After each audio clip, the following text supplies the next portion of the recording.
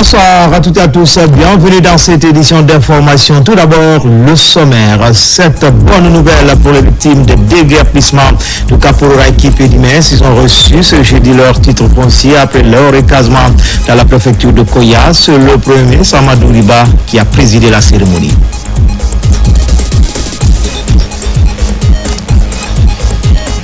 Et puis nous irons sur le chantier de la prison de Yorokogi à préfecture de Dubreka. Après plus d'une année de lancement des travaux, le chantier évolue en dépit de quelques retards. Le ministre Kaba tient au respect du délai contractuel. Enfin, renforcement des capacités opérationnelles de l'Agence de régulation des transports fluvio-maritimes avec à la clé une vedette multiservice remise aux autorités en charge des transports.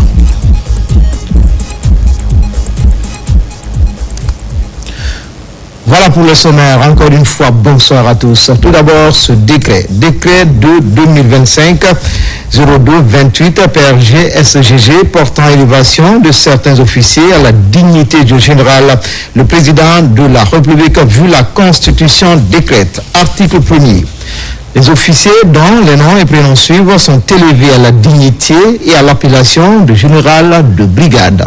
Ce sont un colonel Agibou Mouktar Tal, matricule 1786-5G. 2. Colonel Soridabo, matricule 2031-1G. Article 2. Le présent décret qui prend effet à compter du 1er janvier 2026 sera enregistré et publié au journal officiel de la République. Conakry, le président Mamadi Doumbouya. Justice sociale, les victimes de déguerpissement de Kaporouraï Kipé-Dimès ont reçu ce jeudi leur titre foncier après leur recasement dans la préfecture de Koya. La remise a été présidée par le premier chef du gouvernement Amadou Riba. On fait le point tout de suite avec adjudant-chef Abakar Kamanou, correspondant de la presse militaire. L'État, à travers le ministère de l'Urbanisme, de l'Habitat et de l'Aménagement du Territoire, a procédé ce jeudi 27 novembre 2025 à Conakry à la remise des titres fonciers individuels aux victimes des déguerpissements de Kaporouraï, Kipé-2 et Dimès, conformément aux instructions du président Mamadi Doumbouya. L'événement a mobilisé le premier ministre chef du gouvernement Amadou Riba, le ministre Mouri Kondé, plusieurs membres du gouvernement, d'anciens ministres de l'Habitat ayant pris part au processus d'indemnisation, le conseiller à la présidence Yaya Sow, les bénéficiaires et leurs familles, ainsi que la gouverneure de la ville de Conakry, Mawasila. Cette cérémonie qui marque l'aboutissement d'un long processus de restitution et de justice sociale, engagé par les autorités guinéennes, sous le leadership du président de la République, son Excellence Mamadi Doumbouya, fut un moment d'émotion et de réparation pour les victimes. Le premier ministre Amadou Riba a salué une promesse tenue par le chef de l'État qui a honoré ses engagements envers les victimes de Kaporouraï, Kipé-2 et Dimès. Il a adressé un message de réconfort aux familles, rappelant que cette restitution constitue un acte fort de justice sociale et un signal clair de l'engagement du gouvernement à réparer les torts du passé. Aujourd'hui, c'est un grand jour pour l'État de montrer que l'État guinéen, l'État du renouveau, l'État de la refondation est fortement engagé, conformément aux recommandations des assises nationales qui ont eu lieu au courant de l'année 2022, d'aller jusqu'au bout dans la dynamique de réconciliation nationale. Il y a beaucoup parmi vous qui ont subi pendant des années et des années. Je pense à ceux qui ont eu leur famille complètement disloquée, à une génération de jeunes gens qui se sont retrouvés sans vie, qui ont été obligés de survivre en guise de compensation modeste. Ce n'est qu'un geste symbolique pour dire qu'il faut tourner le regard vers le futur, se reconstruire. Au nom de l'ensemble des bénéficiaires, Mamadou Sambassou, porte-parole des victimes des déguerpissements de Kaporouraï, Kipé-2 et Dimès, a exprimé sa profonde reconnaissance au président Mamadi Doumbouya. Il a salué la ferme volonté politique du gouvernement à rétablir les populations dans leurs droits avant de réaffirmer l'engagement des victimes à soutenir les réformes en cours et à accompagner le chef de l'État lors des prochaines échéances nationales. Aujourd'hui est une autre date qui restera à jamais gravée dans nos cœurs. Après le 14 septembre 2024, qui marque la remise du titre foncier global de 258 hectares au collectif à Wonkifon dans la préfecture de Koya, nous voici réunis pour la remise officielle, cette fois-ci, du premier lot de 600 titres fonciers individuels aux anciens habitants du secteur 4 situé derrière la RTG Koloma. Au cours des 14 mois écoulés, un travail acharné a été effectué par les services techniques du ministère de l'Urbanisme et de l'Habitat ainsi que par la SONAPI. Les familles sans abri qui sont là sont passées au département déposer leurs dossiers. C'est ce qui a permis d'établir leurs titres fonciers qui sont remis aujourd'hui. C'est une étape importante qui est franchie, mais beaucoup reste encore à faire dans ce dossier. Nous tenons ici à rappeler que plus de 2000 autres familles attendent la régularisation de leurs dossiers par le ministère de l'Urbanisme et de l'Habitat. Une fois de plus, c'est le lieu pour les victimes de Kapororaï, Kipé2 et Dimes d'exprimer leur profonde gratitude au président Mamadi Doumbouya. Mamadi Doumbouya, qui a écouté les voix des sans-voix, comme nous l'avons dit à Wonkifon, là où les autres ont fait couler nos larmes, lui a choisi de les essuyer. À l'initiative du ministre Mori Kondé, qui a salué la contribution remarquable de tous ses prédécesseurs, notamment le général Ibrahim Souri Bangoura, actuel chef d'état-major général des armées, Ibrahim Khalil Kondé, actuel ministre de l'administration du territoire et de la décentralisation, et Ousmane Gawal Diallo, actuel ministre des Transports. Ce dernier a été invité à livrer son message. Aujourd'hui, que d'avoir de l'émotion et de la reconnaissance au chef de l'État. J'ai encore en mémoire, tout fraîchement nommé ministre de l'Habitat, les propos qu'il a tenus, me disant comment peut-on faire pour réparer le préjudice que les Guinéens ont subi par la faute de l'État. J'ai eu à rencontrer à cette occasion l'association des victimes. Nous avons essayé de baliser le chemin de ce qui aboutit aujourd'hui, sous le magistère du ministre Mori, à une réparation d'un préjudice qui a fait pleurer longtemps de très nombreuses femmes guinéennes. Prenant la parole, le ministre de l'Urbanisme, de l'Habitat et de l'Aménagement du territoire Mori Kondé a souligné que cette avancée majeure n'a été possible que grâce au leadership du chef de l'État et à sa volonté politique de réparer les injustices subies par les populations. Il a rappelé que toutes les équipes qui se sont succédées à la tête du département ont été instruites de travailler sans relâche pour que les citoyens expropriés soient rétablis dans leurs droits. Aujourd'hui, nous matérialisons un engagement du chef de l'État dans le cadre de la mise en œuvre de l'axe social, à savoir la remise des titres fonciers individuels aux 2600 et quelques familles victimes de déguerpissement de Kapororaï, Kipé2 et Dimes. Ceci démontre combien de fois le chef de l'État, le premier chef du gouvernement et l'ensemble des membres du gouvernement sont attachés aux valeurs sociales, aux valeurs de justice et de paix. Il a fallu l'arrivée de cet homme aujourd'hui pour essuyer les larmes de ces personnes victimes d'injustice et de violence d'État. C'est le lieu pour moi de non seulement remercier le chef de l'État, mais appeler l'ensemble du peuple guinéen à continuer à croire en cet homme qui veille au respect de son engagement. Le ministre a également rassuré que d'autres victimes recevront leur titre foncier très prochainement dans le cadre de la poursuite du programme de restitution.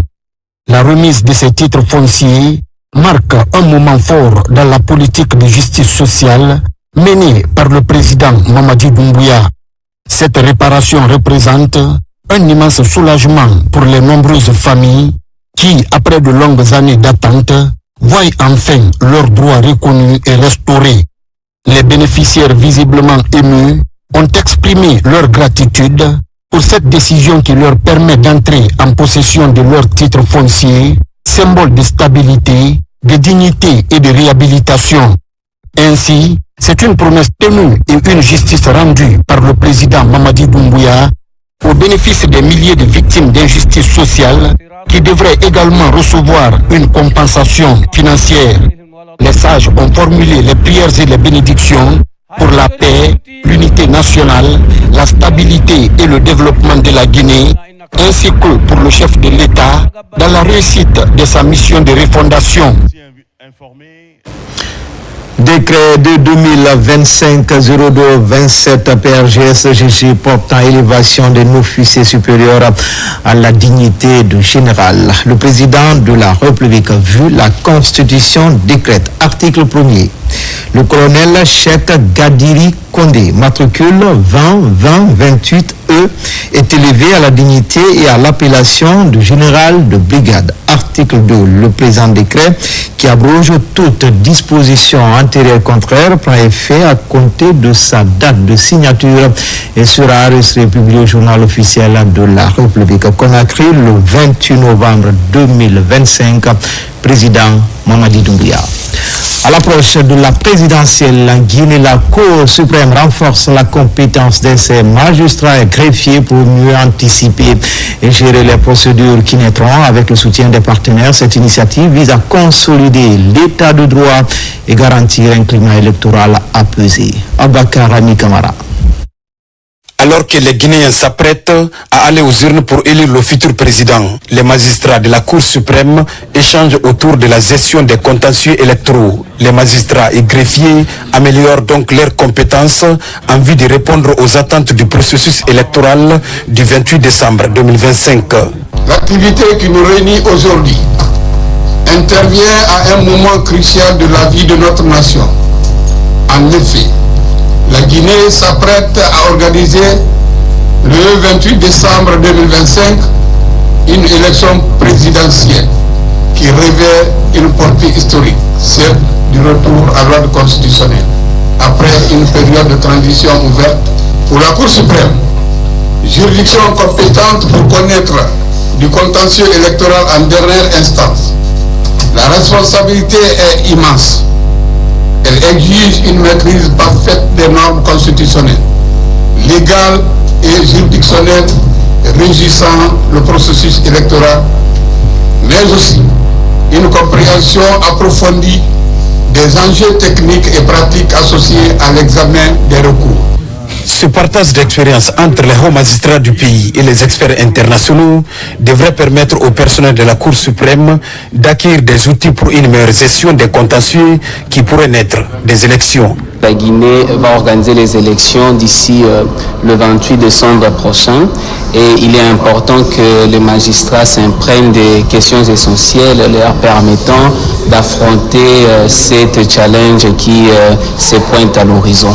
Au cours de cette rencontre, plusieurs thématiques ont été développées, notamment les défis liés aux contentieux électoraux ainsi que les questions relatives aux litiges portant sur les résultats. Une dynamique qui s'inscrit dans la volonté d'assurer une élection libre et transparente.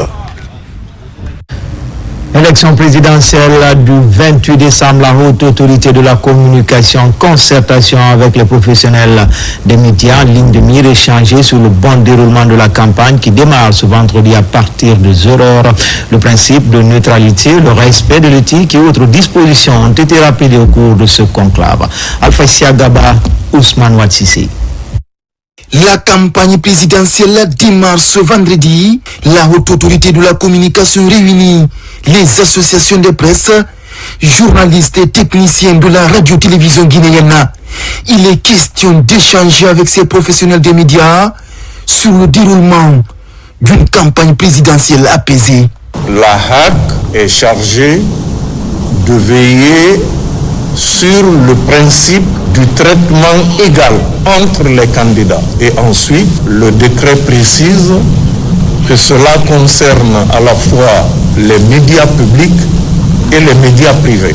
Donc pendant toute la période de la campagne, les décisions que la HAC va publier dans la journée encadreront la campagne électorale sur les médias, quel que soit le support, y compris les médias numériques, quand il s'agira du contenu. Il y a une nouveauté dans le code électoral, c'est la circulaire de campagne de propagande.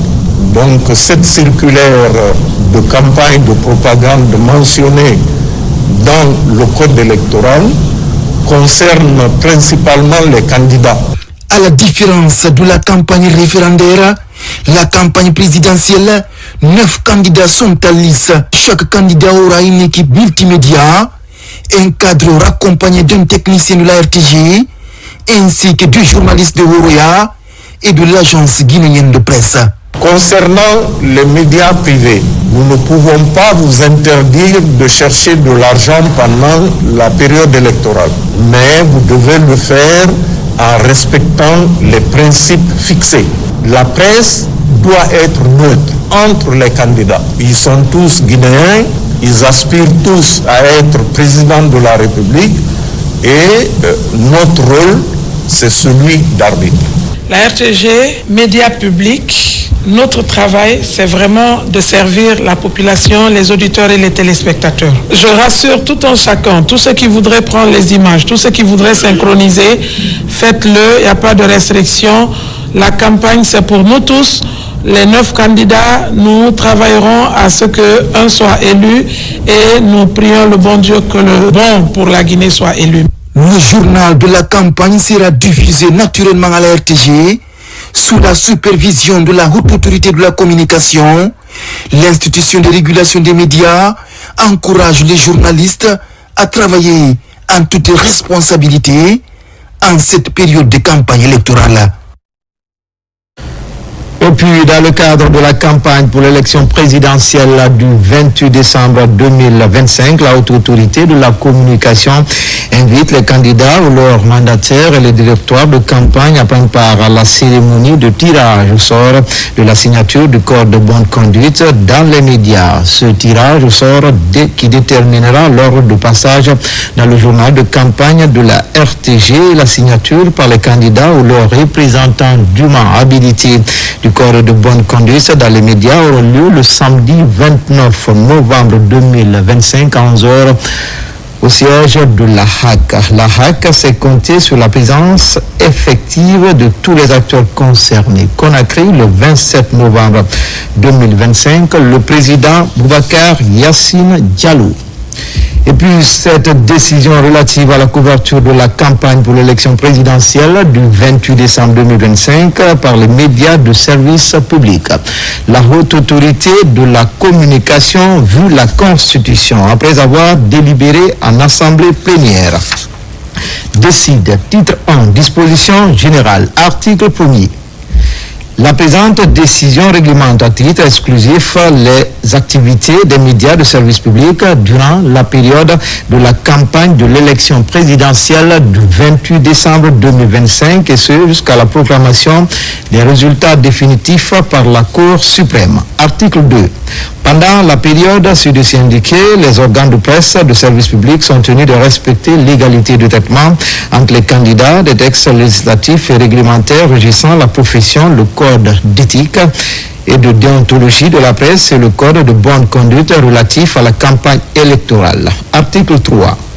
Les organes de presse de service public assurent conformément à leur mission une large couverture de la campagne de l'élection présidentielle du 28 décembre 2025 en veillant à rendre compte du déroulement de la campagne dans le plus grand nombre possible de circonscriptions électorales. Article 4.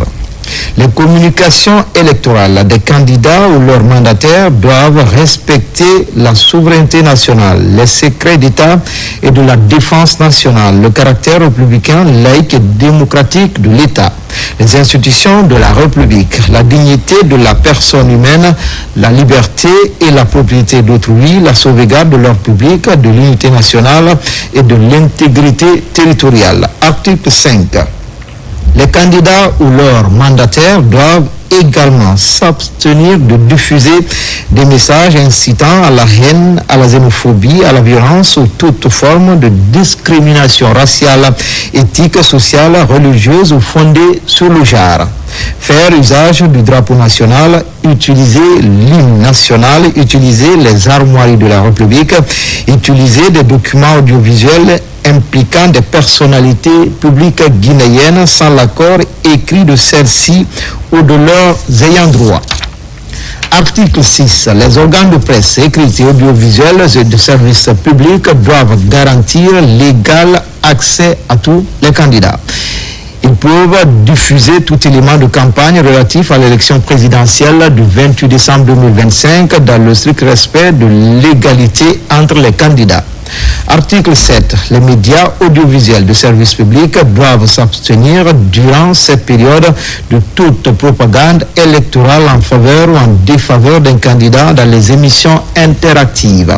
Article 8. Pendant cette période, les organes de l'État continuent de bénéficier de la couverture médiatique des activités liées à leurs attributions respectives. Titre 2. Des émissions et publications spéciales pendant la campagne. Article 9. Les émissions consacrées à la campagne pour l'élection du président de la République sont le journal de campagne, Face aux électeurs, 5 minutes pour convaincre. Article 10. Le temps d'antenne mis à la disposition des candidats dans l'émission, le journal de campagne, est fixé à 7 minutes par candidat et par jour. Cette émission est diffusée chaque jour après le journal télévisé de 20h30 sur le réseau synchronisé de la radio-télévision guinéenne, des radios rurales et de la radio-télévision parlementaire. Article 11. Un tirage au sort effectué au siège de la Haute Autorité de la Communication sous la supervision des huissiers de justice détermine l'ordre de passage des candidats dans le journal de campagne. Les résultats du tirage au sort font l'objet de communiqués dans la presse et sont affichés au siège de la HAC. Article 12. La Haute Autorité de la Communication met à la disposition de chaque candidat une équipe multimédia de production ainsi que du matériel technique d'enregistrement répondant aux normes professionnelles.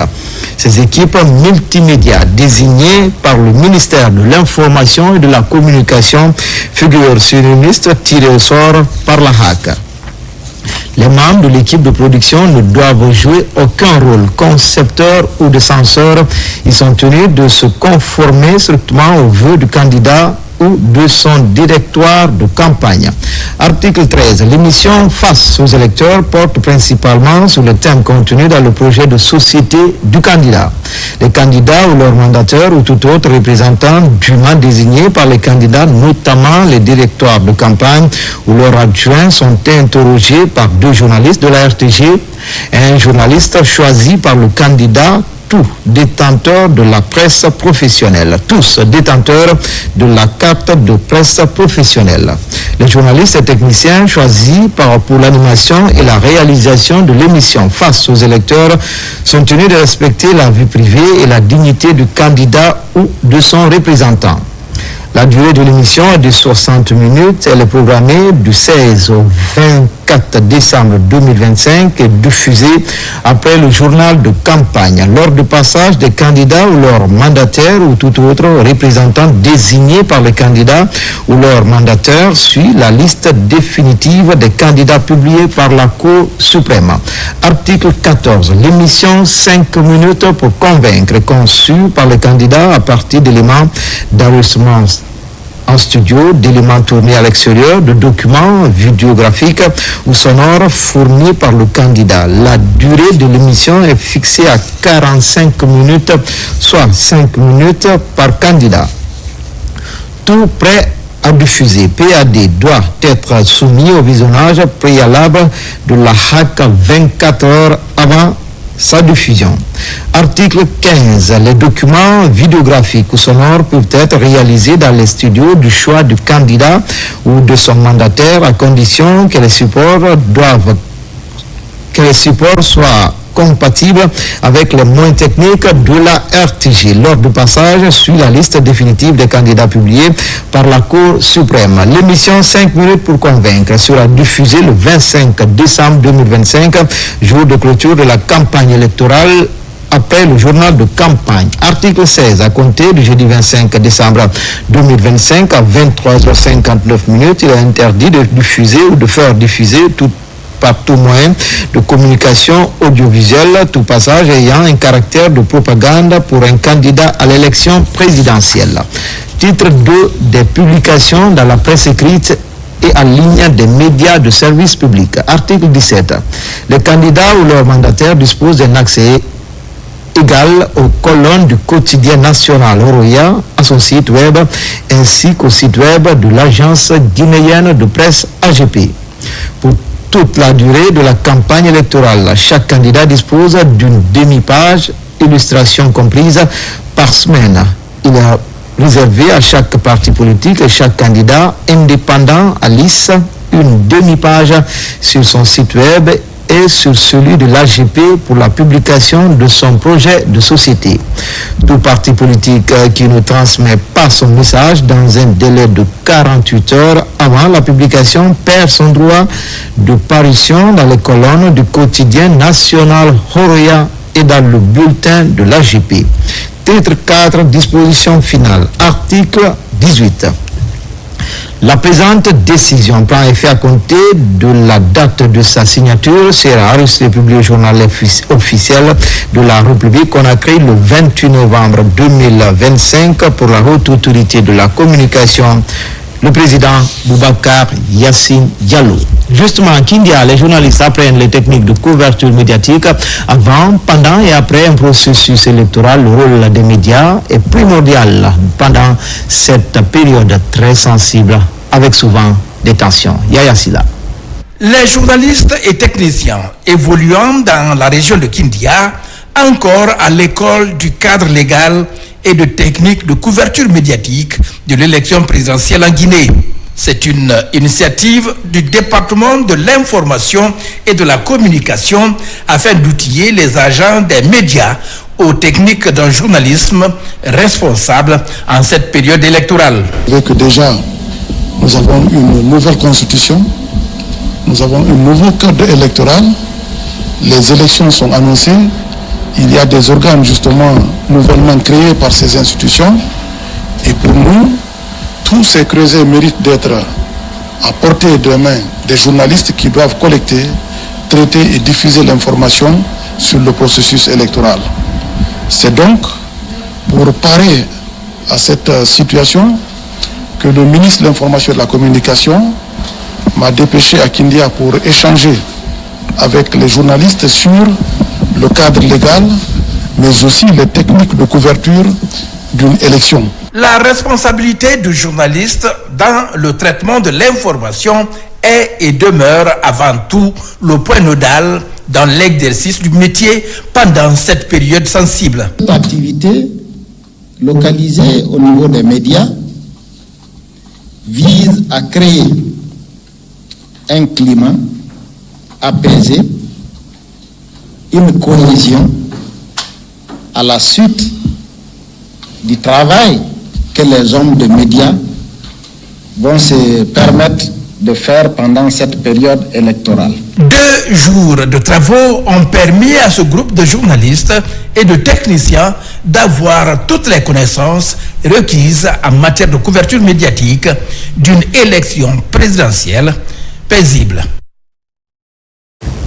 Dans l'actualité également, visite du chantier de la prison de Yorokogi à préfecture de Dubreka. Près d'une année après le lancement des travaux, le chantier évolue en dépit de quelques retards. Le ministre Kaba tient au respect du délai contractuel de ce projet du gouvernement intégrant les modalités d'une infrastructure moderne visant à améliorer les conditions carcérales. Tiano Younoussaba.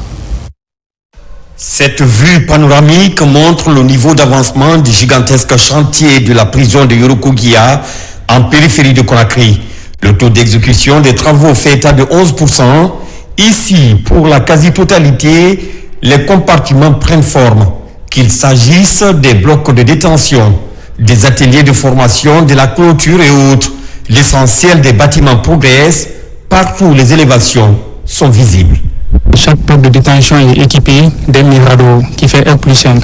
Les blocs de détention, quant à eux, sont en R+3. Et à chaque fois, en chaque bloc de détention, il y a un centre de formation. Et au milieu encore de ces 4 blocs de détention, nous avons un atelier de formation qui va servir à faciliter la réinsertion. Il a rappelé que ce projet de construction, l'équipement de la maison d'arrêt de Yorokoguia fait partie parmi les 44 projets prioritaires dans le programme Simondo. Et à date aujourd'hui, les travaux évoluent à grands pas qui respectent vraiment les normes sécuritaires. À Yorokoguia, 4 mois après sa dernière visite, le ministre de la Justice, Yaya Kairaba Kaba, revient sur le chantier. Il s'agit d'évaluer le projet alors que le délai d'exécution est à 40%. L'entreprise et la mission de contrôle, mais aussi et surtout le maître d'ouvrage qui est le ministère de la Justice et des Droits de l'Homme, déploie des énergies considérables et nous nous réjouissons que ces énergies se traduisent par l'avancée que nous constatons aujourd'hui, avec des difficultés certes, mais des résultats probables. Ce chantier est une priorité présidentielle. Ce chantier s'inscrit dans le cadre du respect des droits de l'homme. Ce chantier, lorsqu'il sera terminé, dans la sous-région ouest-africaine, il sera parmi les plus modernes, sinon il sera le plus moderne. Yorokoguia se veut moderne, intégrant toutes les modalités d'un pénitencier respectant les normes de haute sécurité, favorisant ainsi l'apprentissage des métiers pour une réinsertion effective.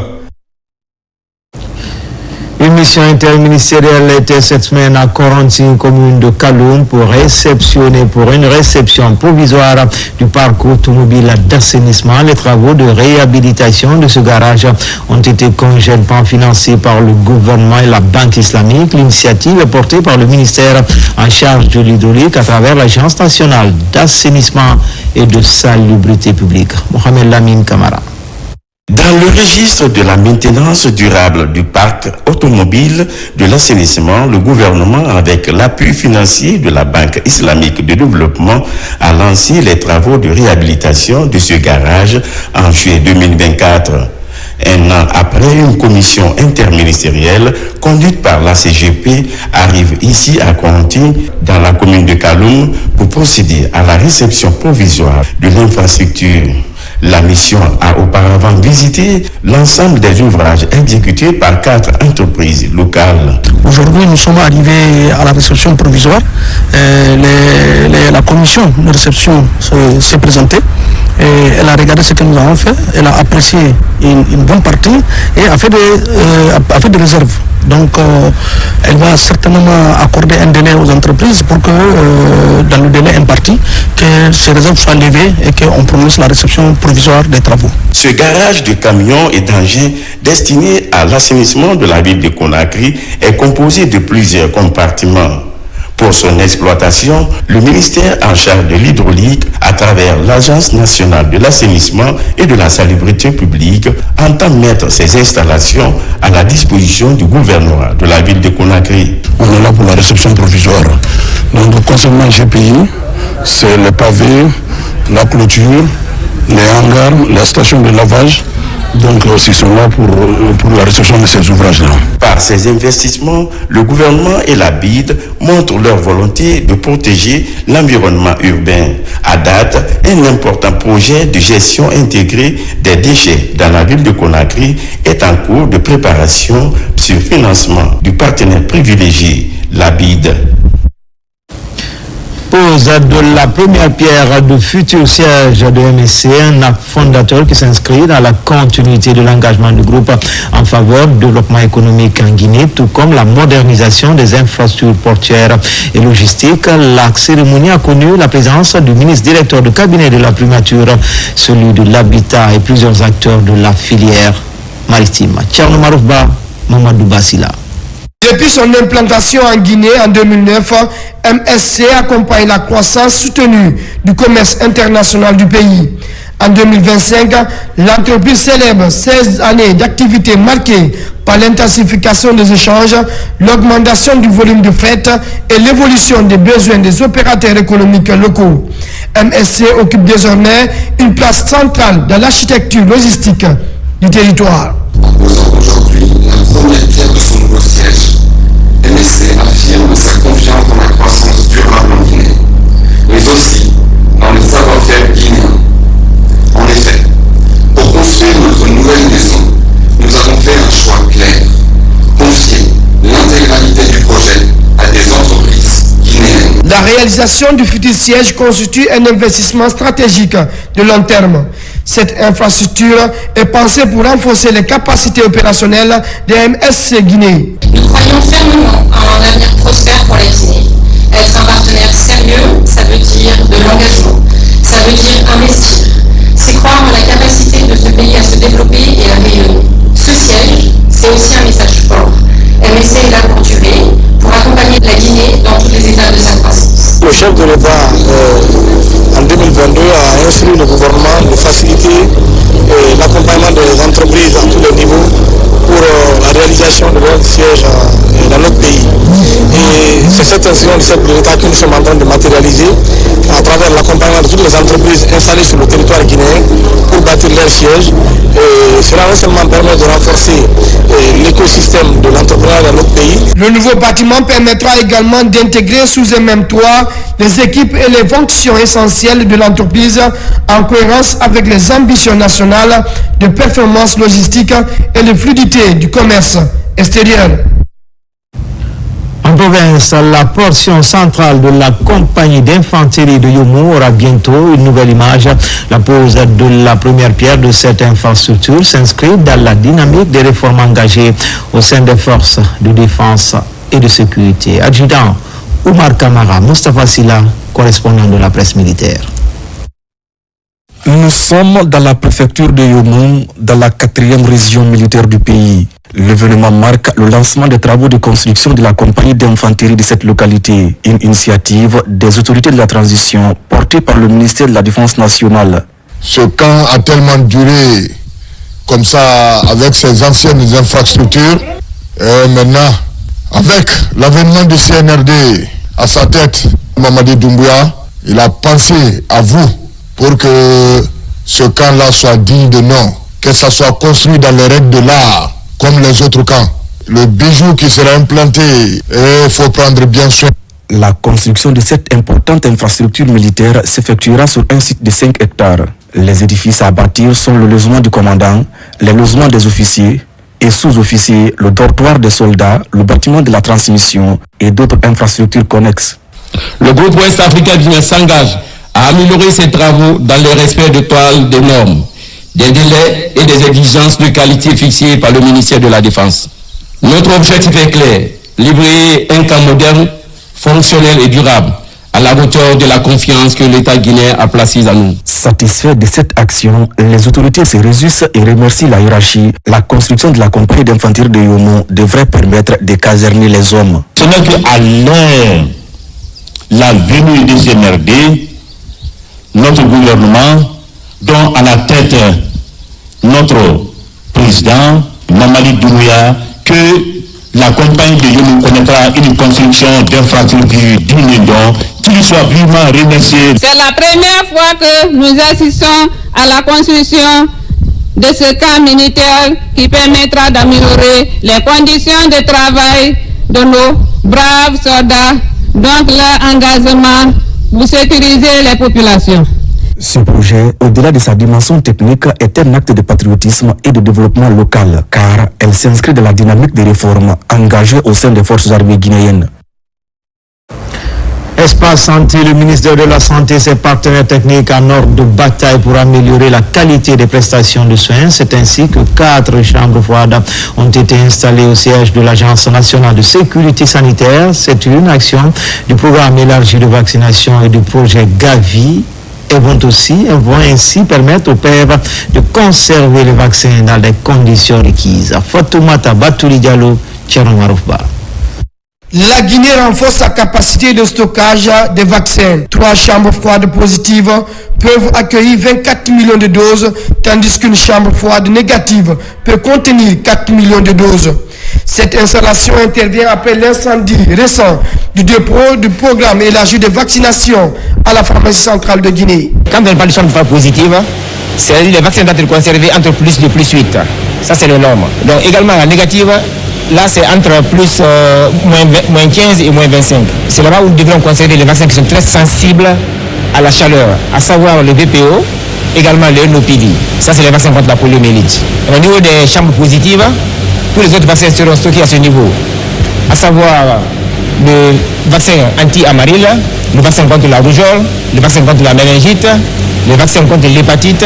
Ces 4 chambres froides, il y en a 10 autres qui vont arriver bientôt, qui vont aussi renforcer les régions, notamment dans la région des Mamou, Zérékoré et Kankan, pour s'assurer qu'on arrive à atteindre toutes les communautés et même les enfants les plus éloignés en Guinée. Désormais, tous les vaccins distribués dans les structures sanitaires seront conservés dans cette centrale. Le ministère de la Santé, avec le soutien de l'UNICEF et de Gavi, renforce ainsi la lutte contre les maladies évitables par la vaccination et assure des soins adéquats aux populations. Comme on le dit, mieux vaut prévenir que guérir.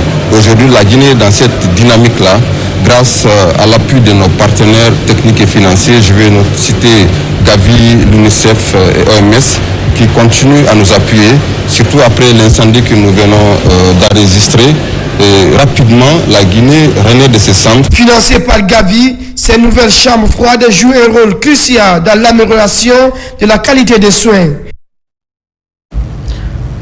L'ONG internationale médicale Guinée vient d'organiser la 2e édition de la journée de dépistage gratuit du diabète et de l'hypertension artérielle. L'opération s'est déroulée simultanément à Conakry et dans 4 hôpitaux régionaux. À travers cette action, cette édition, l'ONG compte améliorer la prise en charge rapide de ces différentes pathologies pour freiner leur progression. Foudi Alpha Kamara. Sous l'égide du ministère de la Santé et de l'Hygiène publique, l'ONG internationale médicale Guinée organise une journée de dépistage gratuit du diabète et de l'hypertension artérielle.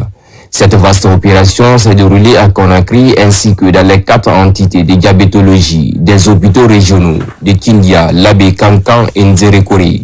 Ça part du constat que l'hypertension artérielle et le diabète, c'est le principal facteur de risque cardiovasculaire et les premières causes des maladies qu'on peut prévenir vraiment, les complications. Donc on s'est dit qu'on va consacrer des efforts pour éviter que nos citoyens arrivent dans des hôpitaux avec des complications parfois très coûteuses. Après avoir pris eux-mêmes l'initiative vraiment de venir en aide à la population guinéenne dans ce sens précis, je suis sûr que si les moyens les permettent, parce qu'il faut qu'ils soient soutenus, c'est sûr et certain que l'initiative va être pérenne. Les services offerts au public comprenaient des prélèvements sanguins, la mesure de la tension artérielle, des conseils médicaux personnalisés ainsi que la distribution gratuite de médicaments. Il n'y a pas de fatigue, tout se passe très bien et puis les patients sont bien traités, très bien traités. J'encourage l'initiative parce que c'est une initiative salutaire. Cette 2e édition s'inscrit dans la continuité de la première qui avait permis de dépister près de 1200 personnes. L'objectif reste inchangé, faciliter l'accès aux soins pour ces maladies largement répandues, en levant les obstacles qui freinent le dépistage et la prise en charge. Lancement à Koya de la semaine mondiale de lutte contre la résistance antimicrobienne. L'exercice est piloté par l'ONG Stop Param. L'idée de conscientiser les populations et éviter l'automédication et de prendre seulement des produits prescrits par le médecin. Moussa Bangoura. Stop à la résistance antimicrobienne. C'est sous ce slogan que la semaine mondiale de la résistance aux antimicrobiens a été lancée ici à Koya. Médecins, biologistes, laborantins et autres spécialistes des questions de santé étaient mobilisés. Il était question au cours de cette semaine de passer le message aux citoyens d'éviter l'automédication pour utiliser les antibiotiques avec prudence, mais aussi d'éviter de donner des médicaments aux enfants sans prescription médicale. Beaucoup de décès sont liés à la résistance antimicrobienne, c'est-à-dire que les médicaments qui nous traitaient avant ne peuvent plus nous soigner juste à cause de nos comportements. Donc j'aimerais interpeller toute la population guinéenne, que chacun de nous décide maintenant d'agir. Selon l'enquête menée par l'OMS en 2019, plus d'1 million de vies ont été perdues grâce à la résistance antimicrobienne. Une personne malade, avant de consommer un produit, il faut te référer sur un médecin traitant afin de vous rendre dans les pharmacies et acheter ces produits et consommer comme l'indication donnée par votre médecin. Chacun peut faire quelque chose pour que cette lutte soit effective dans notre pays. Donc il y a un programme que le ministère est en train de piloter à travers la Direction nationale de laboratoire et qui va aboutir à la capacitation de 19 districts sanitaires pour faire la gestion de la rame au niveau local. Une initiative de l'ONG Stop Ram. La thématique développée et agissons maintenant. Protégeons notre présent, sécurisons notre avenir.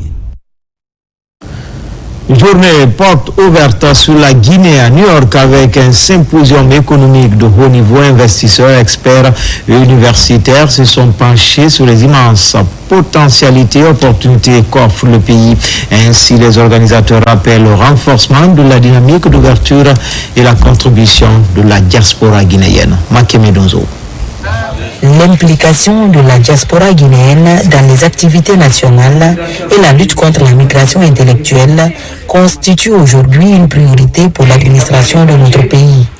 C'est dans cette dynamique qu'un programme de renforcement des capacités du personnel de la Direction générale des Guinéens de l'étranger est organisé par le ministère des Affaires étrangères en collaboration avec Expertise France autour des enjeux de la gouvernance des migrations. Le projet AMIS traduit notre engagement commun à renforcer la gouvernance migratoire en Guinée à travers une meilleure coordination institutionnelle, une diffusion accrue de l'information juste sur les opportunités de migration, une réintégration durable et inclusive des personnes migrantes de retour et une sensibilisation appropriée sur les risques et méfaits de la migration irrégulière et la traite des êtres humains. La volonté politique, elle est très déterminante, mais elle n'est pas suffisante. La volonté politique est là. Il faut que nous, les techniciens, on aide à mettre en œuvre cette volonté politique d'intégrer les Guinéens établis à l'étranger dans le processus de développement national. Pour le ministère des Affaires étrangères, cette initiative représente une étape essentielle dans la stratégie de mobilisation et de récupération des compétences guinéennes résidant à l'étranger.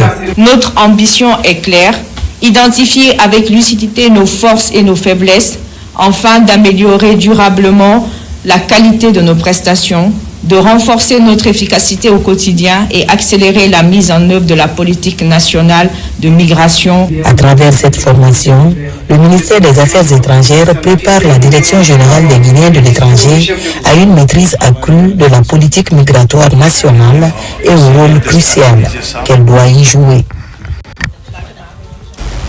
À quelques semaines de la présidentielle en Guinée, la coalition nationale pour l'éducation pour tous s'engage à renforcer le dialogue entre les acteurs politiques engagés dans le processus électoral. Une campagne de sensibilisation sur l'éducation inclusive est lancée. L'idée d'amener les partis politiques à faire de l'éducation une priorité dans leur projet de société. Abdelaziz Baldé, Maïmouna Bella Diallo. Engagement politique et transformation éducative. Bâtir un système éducatif inclusif, équitable et sensible au genre. C'est sur ce thème qui s'ouvre à Conakry un atelier de formation et de sensibilisation à l'intention des responsables des partis politiques. La coalition nationale pour l'éducation pour tous porte le projet. Elle invite les 9 candidats qui sont en liste pour la présidentielle du 28 décembre 2025 de faire de l'éducation une priorité absolue. À l'aube des élections présidentielles du 28 décembre 2025, notre pays traverse un moment décisif. Les partis politiques préparent leur programme, affinent leur vision et construisent les propositions qu'ils soumettront au peuple de Guinée. C'est donc une occasion unique de faire entendre la voix de l'éducation et de rappeler son rôle central comme moteur de développement durable. Pendant 2 jours de travaux, cette coalition nationale va présenter les principaux outils de pilotage du système éducatif guinéen en lien avec le programme décennal de l'éducation PRODEG. Il faudrait que l'éducation ait une part importante du budget national pour faire face à ces besoins en termes de construction d'écoles, en termes de formation des enseignants, en termes d'achat des matières d'œuvre et des outils pédagogiques pour faciliter les enseignements apprentissages à tous les niveaux. En tant que partenaire technique et financier, notre apport est important. Déjà, nous sommes sur le terrain, nous sommes dans les communautés et ce sont des programmes que nous développons parce que ça fait partie de nos stratégies d'intervention. Un mémorandum d'entente sera signé entre la coalition et les représentants de 9 partis politiques. Créer un environnement sociopolitique favorable à une éducation inclusive de qualité est l'une des attentes de cette retraite. L'expérimentation du Ritongil porte ses fruits cette année à Kirwani, dans la commune rurale de Komodou. C'est le grand jour pour lancer officiellement la campagne de récolte. La lutte contre la pauvreté est l'un des avantages pour atteindre les défis du programme Village Fin Zéro dans cette contrée. Yamoukaba. Dans la savane guinéenne, précisément à Kirwani, la commune rurale de Komodou est l'un des villages où le projet Village Fin Zéro Résilience Guinée du programme alimentaire mondial fait du chemin à l'image de cette récolte en cours. Sur le terrain, le rendement du riz Tongil est apprécié par les acteurs unis pour le développement des initiatives communautaires ODICO. Le riz qui est là, c'est le riz Tongil, c'est une variété à haut rendement et c'est une variété qui ne dure que 3 mois. Et ce riz-là a besoin de beaucoup plus d'eau. C'est pourquoi même dans le programme, il a été prévu que les bénéficiaires fassent un aménagement de type 1 pour permettre vraiment un meilleur rendement. Cet engagement au service de la communauté pour réduire la pauvreté est l'un des fruits du partenariat entre l'Agence coréenne de coopération internationale COICA avec le programme alimentaire mondial. Cette cérémonie marque une étape majeure dans la mise en œuvre du programme Village Fin Zéro, initié par les femmes en partenariat avec le gouvernement et l'ODICO sur le financement de COICA, Agence coréenne de coopération internationale, pour renforcer la résilience des communautés, améliorer la sécurité alimentaire et promouvoir la production locale. Pour atteindre cet objectif, nous lançons un appel solennel à l'État guinéen pour renforcer son appui financier et technique aux femmes, aux partenaires techniques et financiers, pour mobiliser des ressources additionnelles, aux donateurs internationaux, pour soutenir cette initiative qui s'inscrit dans la vision nationale Fin Zéro et du développement inclusif. L'installation des usines de transformation des produits locaux, en passant par la réalisation des magasins de stockage d'une capacité de 100 tonnes chacun, l'agroforesterie et l'aménagement des périmètres maraîchers sont des résultats du projet Village Fin Zéro à l'image des autres localités bénéficiaires, des actes visibles sur le terrain pour booster l'économie rurale et promouvoir la sécurité alimentaire. Renforcer la gouvernance locale et améliorer le suivi des projets et programmes de développement, c'est la toile de fond d'un atelier qui vient de se tenir à Mzéré-Corée. Il s'agit d'outiller les acteurs impliqués dans les mécanismes de suivi et évaluation, l'engagement citoyen, l'intégration des outils de résilience climatique. Mohamed Salioupaï, Mohamed Amidialou. Pendant plusieurs jours, cadres communaux, responsables administratifs, représentants de la société civile et acteurs communautaires ont pris part à cet espace d'échange piloté par l'Agence nationale de financement des collectivités. Les travaux ont porté sur plusieurs modules essentiels, notamment l'internalisation des dispositifs de suivi et évaluation, les mécanismes d'engagement citoyen, les outils d'inclusion et la participation communautaire. Les échanges et les contacts excellents que vous avez au cours de ces journées seront déterminants pour l'adaptation du système aux réalités du terrain. Nos objectifs à travers cet atelier, c'est de réunir tous les outils que le facilitateur a présentés aujourd'hui, utiliser ces outils-là au profit des collectivités. Ça permettra aussi à l'État de faciliter le décaissement auprès de la Banque mondiale. L'objectif principal est de permettre aux acteurs territoriaux de mieux comprendre et s'approprier le système de suivi et évaluation mis en place par l'ANAFIC afin d'assurer une mise en œuvre efficace et transparente du PAGL2. Le cadre du projet que nous remercions aujourd'hui, c'est le programme ou le projet de gouvernance locale. La première phase est prolongée. Nous avons été recrutés à la faveur de cette première phase pour implémenter les outils du mécanisme d'engagement citoyen dans la collectivité. La deuxième phase a démarré et est en train aussi d'accompagner nos collectivités. À travers cette formation, Zérékoré franchit une étape importante dans le renforcement des compétences locales. Les acteurs sortent mieux outillés pour assurer une gestion efficace des collectivités avec une approche centrée sur la transparence, l'inclusion et la résilience climatique. Célébration de la Journée mondiale de l'enfance, thème retenu cette année, ma journée, mes droits. Akipé, l'ambassadeur de l'Union européenne, a partagé cette journée avec les pensionnaires du centre Rabi et les enfants. Alpha Siagaba, Mohamed Bangoura.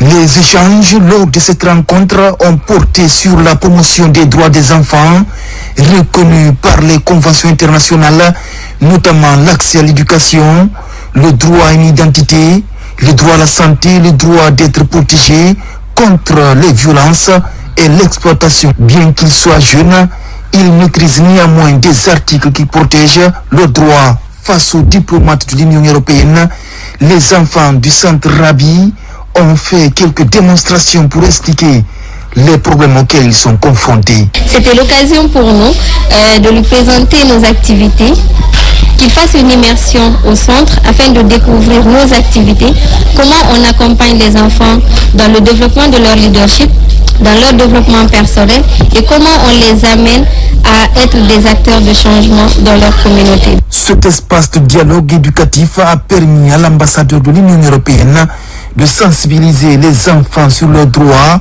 et de les encourager à exprimer leur opinion. Un certain nombre de partenaires de la Guinée, dont l'Union européenne, aux côtés du ministre de la Justice, nous participons à des initiatives qui permettent non seulement de commémorer ces journées internationales, mais de faire le point sur la situation, sur nos coopérations. C'est un moment de réflexion. Et là, aujourd'hui, cette réflexion se porte sur les droits de l'enfance et la manière de faire respecter ces droits. La journée de l'enfance est un appel à l'action commune entre les États et l'ensemble des partenaires concernés pour que les enfants puissent grandir dans un environnement sûr et propice à leur développement. Lutte contre les polluants en plastique, la Guinée dans la dynamique de réduire la prolifération de ces déchets plastiques, une mesure qui prend corps et forme par la validation des documents. Il s'agit d'un plan d'action et stratégie nationale. Bosman. Les polluants et les déchets plastiques constituent un phénomène majeur dans notre cadre de vie, y compris dans le milieu marin. La circonscription de ce phénomène passe par la validation du plan d'action national et la stratégie de lutte contre la pollution plastique, d'où ce conclave des parties prenantes. Une étape cruciale pour engager une synergie intersectorielle en vue de mobiliser les financements nécessaires à la lutte. Ces documents stratégiques résultent d'un travail technique qui fait un état des lieux des flux plastiques en Guinée, un inventaire national des sources de pollution plastique et des déchets marins, ainsi que d'une analyse approfondie du cadre juridique et des politiques existantes. Les échanges permettront de prendre en compte les remarques et les recommandations nécessaires pour produire un document qui ne souffre d'aucune imperfection. Avec l'entrée en vigueur du décret interdisant les plastiques à usage unique, la Guinée a fait un choix clair, celui de la protection de l'environnement, de la santé publique et d'un développement durable assumé. Ce choix nous engage tous et il engage pleinement les entreprises que nous représentons. Le secteur privé joue un rôle déterminant dans la lutte contre la pollution plastique. Il est au cœur de la production, de l'importation, de la distribution, mais aussi de l'innovation. En ce sens, plusieurs axes de cette stratégie interpellent directement les acteurs économiques. Selon les techniciens, ces 20 dernières années, l'importation des plastiques en Guinée a triplé et la production annuelle des déchets plastiques est estimée à environ 580 000 tonnes, d'où l'impérieuse nécessité de la lutte contre la prolifération des polluants plastiques dans le pays. Enfin, les capacités opérationnelles de l'Agence de régulation des transports fluvio-maritimes se renforcent davantage et prend un nouvel élan. Une vedette multiservice vient d'être mise aux autorités du ministère des Transports. C'est un grand pas franchi dans la sécurité et le contrôle du trafic maritime. Avant Christophe Conté. Longue de plus de 9 mètres et équipée de technologies de navigation de dernière génération, l'acquisition de cette embarcation vient ainsi renforcer les capacités opérationnelles des services du transport fluvio-maritime. La réception de la vedette multiservice se déroule en présence des autorités portuaires et les acteurs du secteur maritime. Elle va désormais assurer la surveillance maritime, assistance aux embarcations en difficulté, contrôle du respect des normes, mais aussi les interventions rapides en cas d'incident. La mise à l'eau de cette embarcation n'est jamais un acte anodin. C'est un moment de symbole, de tradition, mais aussi d'engagement. Car en dotant notre institution d'un tel instrument, nous plantons un jalon supplémentaire sur la voie de la souveraineté technologique, de la sécurité et de la performance opérationnelle du transport fluvio-maritime. L'acquisition de cette vedette s'inscrit dans un programme de modernisation du secteur maritime guinéen. Une modernisation jugée indispensable face à l'augmentation du trafic et aux enjeux de sécurité. Au moment où notre pays connaît une dynamique de modernisation accélérée, notamment avec le projet stratégique comme Simandou, la sécurisation, la gestion efficace de nos voies navigales devient une priorité nationale. Le gouvernement s'engage résolument à doter l'État de moyens modernes pour garantir la sécurité maritime, protéger notre environnement et affirmer notre souveraineté sur ces espaces stratégiques. Avec cette nouvelle vedette, la RTFM entend renforcer sa stratégie de surveillance et de régulation sur les eaux guinéennes. Et c'est ainsi que se termine ce journal. Grand était le plaisir pour moi de vous servir. L'actualité se poursuit sur le www.rtgguinée.info. À bientôt pour d'autres actualités sur la Guinée, notre paradis, terre de richesse et d'innovation. Inch'Allah.